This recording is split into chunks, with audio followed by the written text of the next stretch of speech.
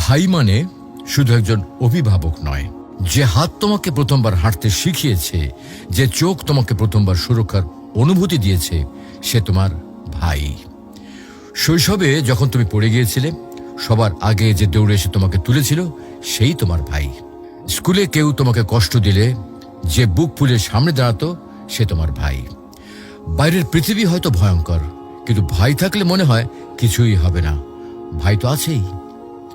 ভাই কখনো প্রকাশ করে না, কিন্তু সে তোমার জন্য নিজের আনন্দ ত্যাগ করে, নিজের কষ্ট গোপন করে। তুমি খুশি থাকলে সে খুশি, তুমি দুঃখী হলে সে ভিতরে ভিতরে ভেঙে যায়।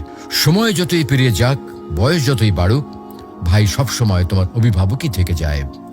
বিয়ের পরেও দূরে থাকলে ফোনে শুধু একবার বলবে, ভাই আমার একটু সমস্যা হয়েছে, আর সে দেরি না করে তোমার পাশে হাজির হবে। প্রিয় ভাই বোন, এই সম্পর্ক রক্তের বাঁধনে গড়া।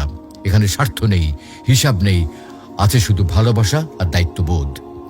যতদিন ভাই বেঁচে আছে, ততদিন তোমার জীবনে একজন নীরব অভিভাবক রয়েছে, যে সব সময় তোমার পেছনে পাহাড় হয়ে দাঁড়িয়ে রয়েছে।